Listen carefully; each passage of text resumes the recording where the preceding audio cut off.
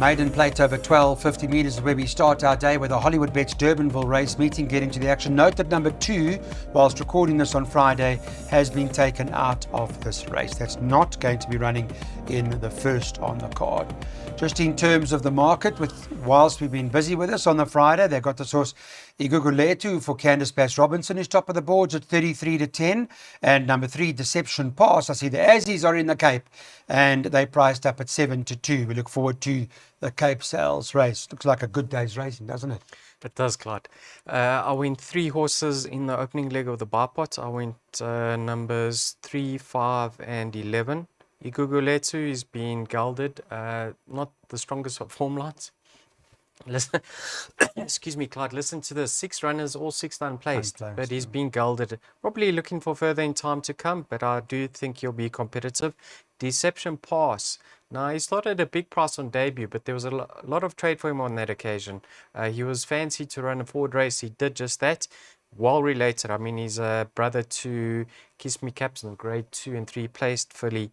And then number 11, when Richard Free and Pit Boeta team up, you have to set up and take notes. So I went 3, 5, 11 to get through the first leg. Okay. Well, they have been in good form, Pit Boeta, and that particular form line hasn't been too bad either. There's a winner from there. Schloe has come from there and won. Okay, so Darren Burrows, you're on the line. It's a buy pot. So how many do we need in the first leg? Clyde, I thought 4 runners, 3, 5, 11 and 12. Now let's touch on Tyrion Lannister, number 11. He comes out of the Langeman last time out. He's run off Underworld, Grand Bay. There's nothing between himself and 2020 Vision, number 12. They both ran behind Underworld. There was only a head separating them. So 11 and 12 have to go in. Then you've got Iguguletu, a good second last time out. Had a break, Aldo takes the ride. And Deception Pass, fair debut in a big field. He could be anything. Okay, so a few. Let's put the buy pots up. 3, 5, 11, Daryl Marie, the first leg. Second leg, 2, 7, 8, 11. And then he bankers number 1, Celtic Chief, in terms of buy pots. And then there are the rest of your numbers to get those buy pots on for this particular race meeting.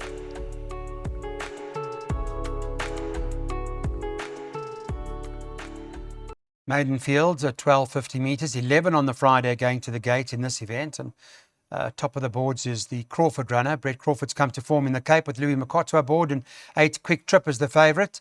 Darren, at 28-10 at start of the place accumulators, what would you intend on doing? Well, my first choice has to be Quick Trip. You know, she's been a bit costly to follow on an occasion or two.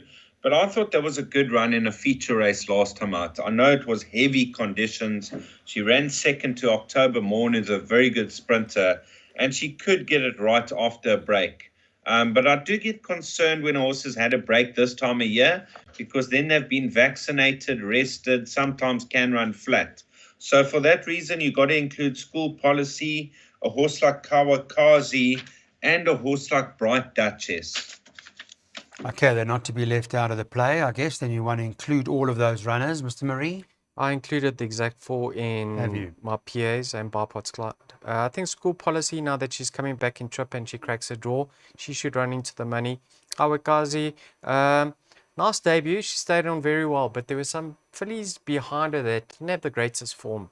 So she can build on that effort. Quick Trip's been costly to follow, but she's probably got the strongest form lines. And Bright Duchess just needs some luck in running from that wide draw to be competitive. School Policy, you're going for this stable in the next race, if I recall correctly. I think you like that. You give that any sort of chance, School Policy? Yes. I see Cornet Offers now riding it. Yes, you need to pay attention, Clyde. You're in school now, you must pay attention. School Policy. Darren and myself mentioned her. Yes, but I'm asking you specifically. Yes, we mentioned over and above what you've mentioned. I heard what you said, but I mean, how much of a chance do you rate her? Can we back her? Can we put wins on her? Each way chance. Each way, yes. That's all I'm asking. I know you like her, but can I have a bet? Because if you like the Nell horse and the rest, maybe we can take the Nell double. Okay. That's the plan. Have a donut. Your money. Then settle down. Money. Have a donut. No, not now. Later. Thank you. Okay. All right, let's put up a place accumulator in this race for the boys. It comes from Daryl Marie, 2, 7, 8 and 11. Then he's bankering the now horse in the next leg, Celtic Chief. And then boat races, as you can see after that, we're not favouring any particular horse for the rest of the day. And it's a 128 Rand place accumulator.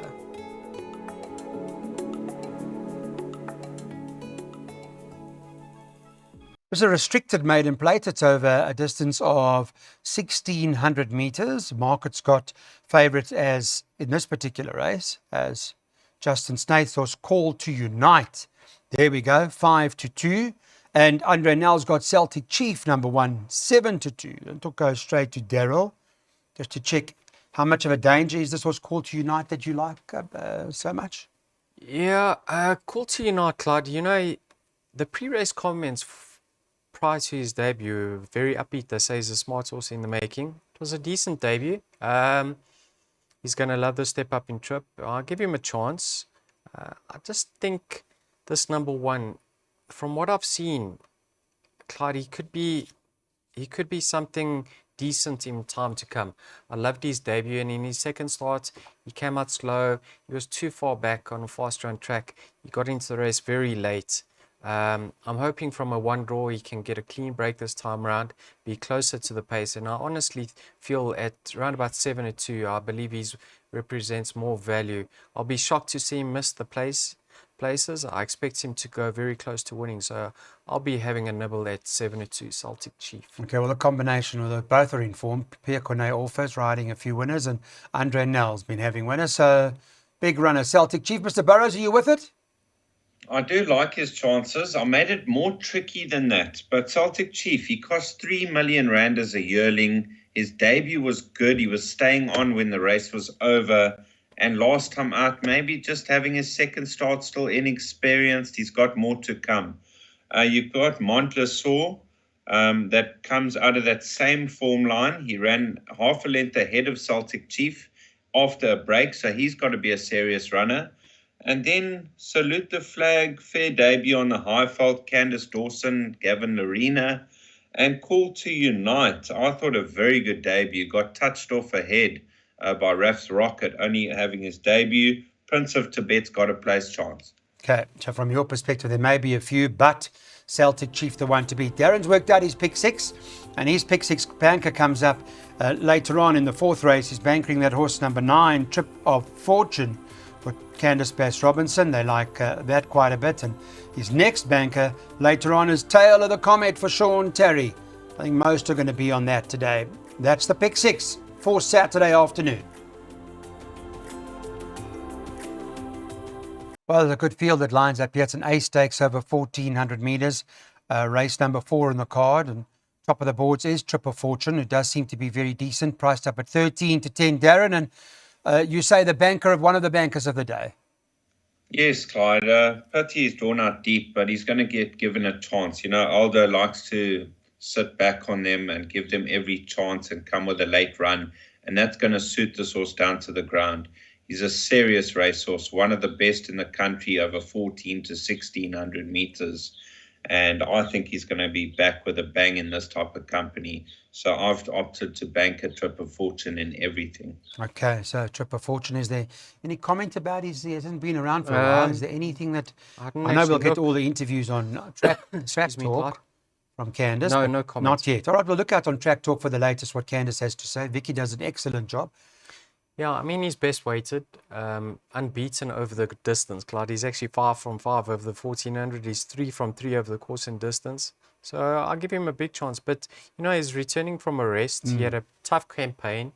Many didn't think he'd line up in Hollywood Bets, Durban, July, but he did after that Gold Challenge effort. Clyde, he's carrying 61.5 from a tricky draw. So he's certainly going to be given a chance. And wait and start on a fast-run Durbanville track, it's not going to be easy for him. He's a class act in the race, but it's not going to be easy. I mean, without questions, a high-class individual himself. He could run fresh. I gave him a chance.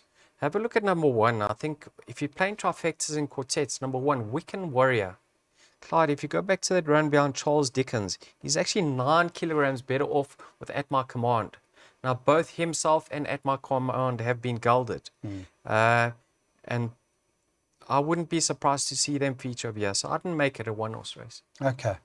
All right, interesting. We know Triple Fortune's the class act. Daryl's a little worried and nervous about the rest, and a tough campaign prior to today. This is the plan then in terms of jackpots. Have we? No, it's straight up for Darren. He's quite keen on Triple Fortune in any event at the moment. It might drift because on the Friday priced up 13 to 10.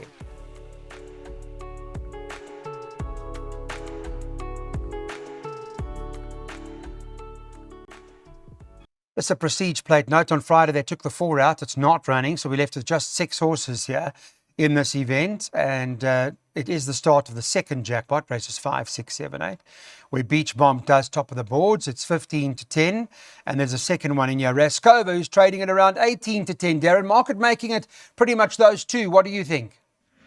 For me, Beach Bomb, a serious racehorse. Her Damn Beach Beauty was an absolute champion, and she could be following in her footsteps because her maiden win was a facile victory, and last time out in that feature race in the heavy going, that was super impressive as well.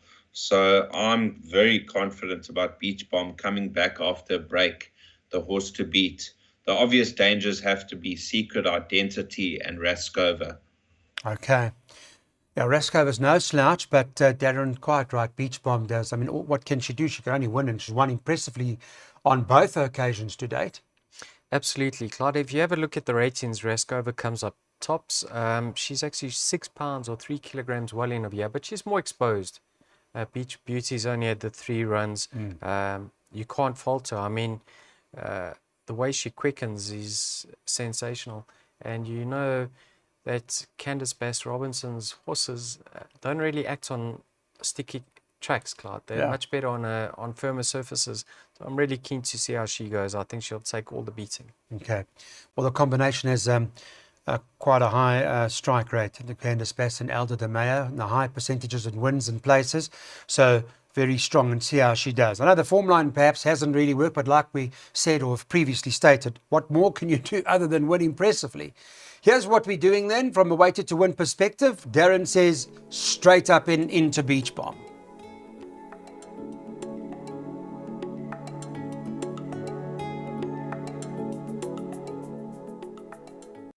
Okay, now it's time to have a look at the Cape Racing Sales, the Ready to Run Stakes. It's over 1,400 meters, and it's going to be a good one. Just to see how good this horse, Tail of the Comet, is for Sean Terry.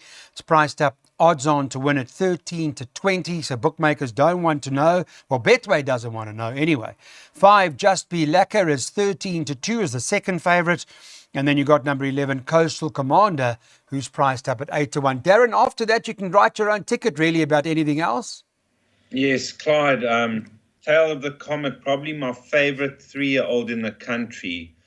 We heard about him strong on debut. I couldn't believe he went 3 to 1.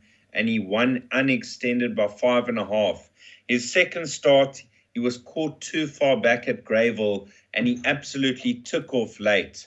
Last time out, his noseband came loose around the bend and was waving in his face, and he didn't enjoy that. But eventually it came off, and he quickened up smartly to win a fantastic race. He's best weighted probably because he's got a 106. From a good draw, Richard Fourie, I'm expecting him to absolutely trot up. The last suggested bet I had was on Thursday, a 500 Rand win on Perilla. This is my biggest suggested bet of 2,000 Rand on Tail of the Comet. Okay, so it's 100% confidence if there was a graph as such. I hear you. Very big on this horse, Tail of the Comet. Mr. Marie? Yeah, I can't fault him, Clyde. He's been very impressive to date. He's a young horse and he's travelling to the Western Cape for the first time. So I don't know how he's taken the travelling. And I don't know how Just Be Lacquer's taken her travelling. But I've just put her in as backup. I was very impressed with her running the Betway Spring Challenge. Don't know if you recall that race, Clyde, but she actually hit the running rail before turning for home. That put completely off balance, and then she was balked at a crucial stage in the race. So I thought being beaten a length and a quarter by Feather Boa was an outstanding effort. Okay. And I do favour Tail of the Comet, but I'm not writing off Just Be Lacquer. Fair enough. Fair enough. It's interesting because They've horse met in the past, Clyde. So you tell me. Do you know what I mean? On that run to Outlaw King, Yes. how much? What There were two separated the lengths two? separating them, right? Yeah. 2 lengths. Yeah. So, But the one did it's come not, from very it's far not, back. Fair enough. Well, I not think cut this. and dry. No, okay, understandable. But I do say that to you that horse like Just Be Lacquer probably represents, maybe not, she's probably better. I don't know. A horse like Mrs. Browning, right? And Mrs. Browning is Terry, and so is Tail of the Comet. So I think if you ask Sean Terry, I think he'll tell you there's a street between them. Between Tail of the Comet. Yes, I think so. I'm favouring So, Tail of the Comet. based on that, I think you need to straighten up. Okay. Thank you. Right, we're on to, I've persuaded him, we're going Tail of the Comet here. What's the story then? Race number 6. Yeah, he's with us. Tail of the Comet, the one to beat.